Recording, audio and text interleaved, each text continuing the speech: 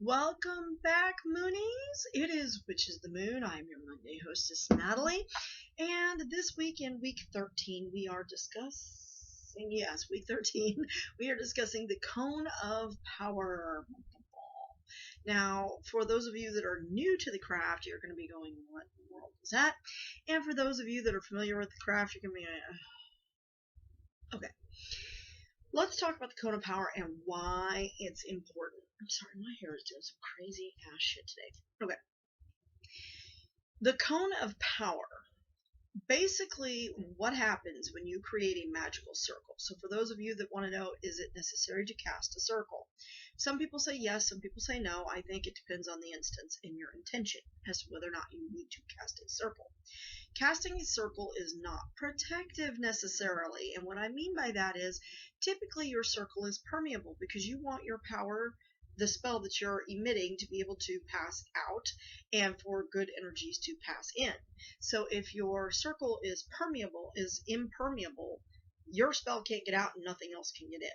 Now, some people will cast a circle of protection with the intent for that circle to protect them from maledictive energies, and in that case, it would be protective.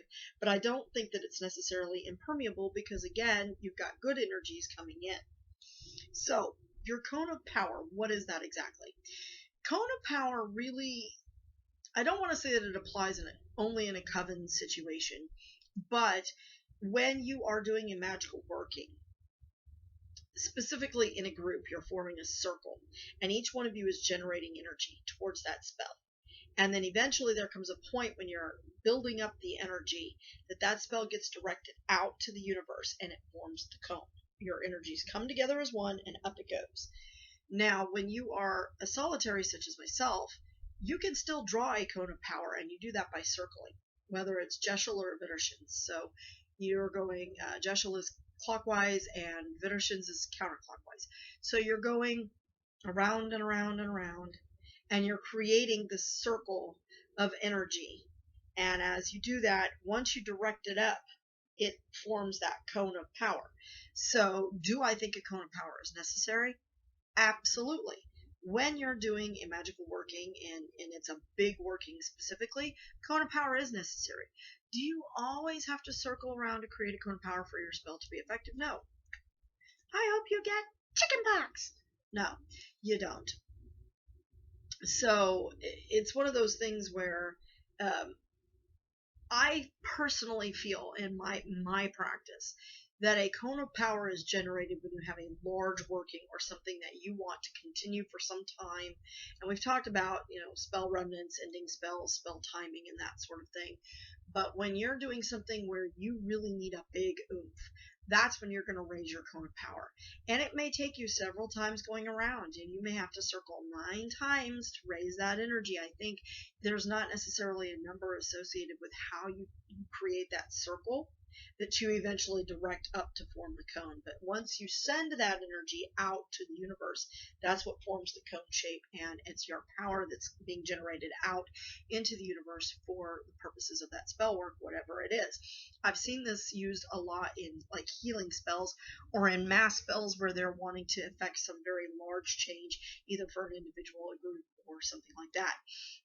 I am quite certain that under the current administration and all the talk that's been going on about casting spells to bind the president, etc., that there have been people generating cones of power for that purpose. How effective is the cone of power? Well, that depends on the natural flow of energies in the universe, which I do think affect your spellcraft. It's also along the lines of whether it affects or does not affect the free will of another individual, but also I think that it depends on how much energy you personally raise. I think that a solitary witch, such as myself, could raise a cone of power as effective or more effective than any coven could. Because one of the things about raising a cone of power is that everybody needs to be in the same mindset. Everybody needs to be focused on the same goal and the same topic.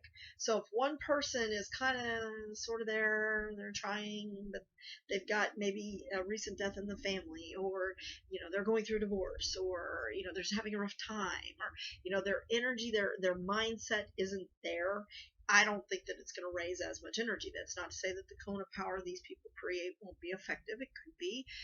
It's just that I think that me and my solitary focus could be just as effective as something like that.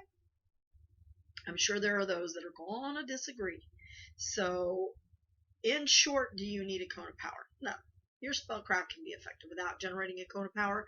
Will a cone of power help direct that energy to where it needs to go, especially if you're sending it to some specific location or putting it out there for the universe? Absolutely. And it's generated by creating a circle and then directing that energy, that energetic circle, out to the broad universe. And that's what creates that cone of power. So, short video. I'm sure you'll get a lot more information from other people this week about their views on the cone of power and how they feel it's generated. Again, we're on here just telling you what we've learned. So if you get something that's different or you feel something that's different, please comment below because we're all here to learn from one another, and I appreciate it so much. Blessed be.